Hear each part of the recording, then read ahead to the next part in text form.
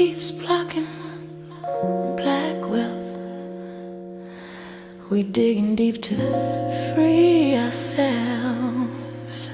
Welcome back to Who Keeps Blocking Black Wealth. I'm Dana. Today, we need to talk about something that's been pressing on everybody's spirit lately. Something you feel every time you open your wallet or check your bank app or walk into a store just trying to mind your business. Everything costs more.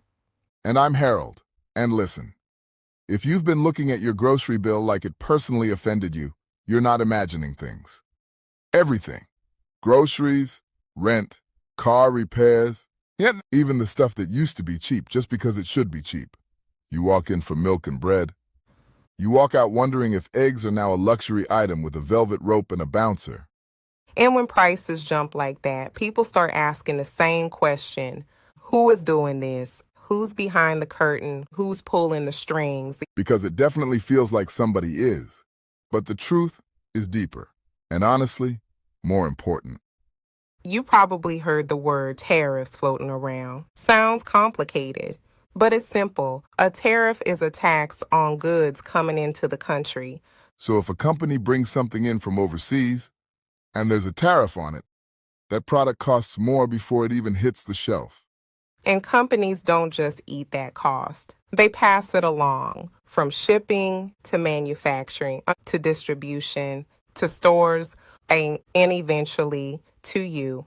The checkout line becomes the final stop on the economic train, and you're the one holding the ticket. And here's the part that hits home for us. Black households spend a higher percentage of income on essentials. So when prices rise, we feel it first. We feel it hardest. And that's not paranoia. That's math.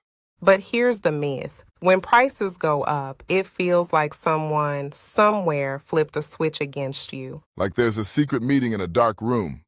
People in suits deciding how expensive cereal should be.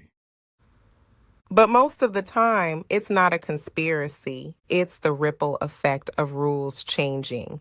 And because the rules are invisible, the impact feels personal. You don't see the policy memo. You see the receipt. When policy changes, it moves through the system, government, businesses, supply chains, stores, and eventually to you. You could almost call it real trickle-down economics. A rule changes somewhere up top, and eventually the price of groceries changes. Which leads to the real question. If prices change because the rules change, then who changed the rules? And what were they trying to accomplish? Because rules don't move randomly. They move with intention, and intention always has consequences. Some intended, some not. But all of them land somewhere, and usually on the people with the least cushion. All right, before Harold starts reorganizing the global economy, let's pause for a coffee break. I've been using Strong Coffee Company lately. What I like about it is that it's not just caffeine. It has protein, healthy fats, and adaptogens so you don't get that shaky crash halfway through the day. Which is helpful, because the world already provides enough chaos. Your coffee doesn't need to help. If you want to try it, use code WKBBW. That's WKBBW. Same coffee, less money. Paying full price on purpose, pause, is not a personality trait. Link is in the show notes. All right, back to the conversation. You know, scripture actually speaks to what we were saying. In Proverbs, it says, when the righteous are in authority, the people rejoice. But when the wicked rule, the people groan. That verse is really about consequences. Leadership decisions eventually reach ordinary people. And that's not just ancient wisdom. That's economic reality. Rules don't change themselves. People change them. Policies change them. Votes change them. There's another verse in Hosea that says, my people are destroyed for lack of knowledge. Not lack of money, not lack of hustle, lack of knowledge. Which is why conversations like this matter. Because if you don't understand the system feels like an attack. And when you do understand it, You stop being surprised. You start being strategic. You start being empowered. But here's the part people don't always like hearing.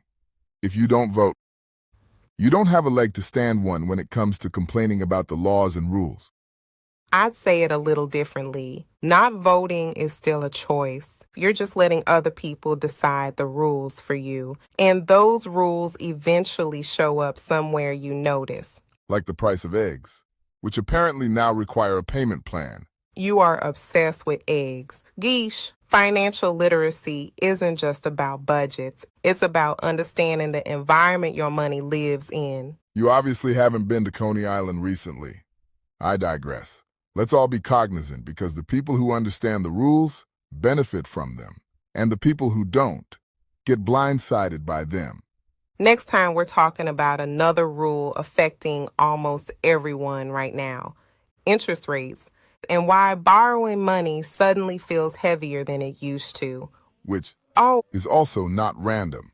if today's episode helped the headlines make more sense, stay with us. Follow the show. Share it with someone who wants clarity, not confusion about money. Because the truth usually isn't hidden. It's just badly explained. This is Who Keeps Blocking Black Wealth. We'll see you next time. Faith, money, truth on the shelf. Let's talk about it. Talk about it.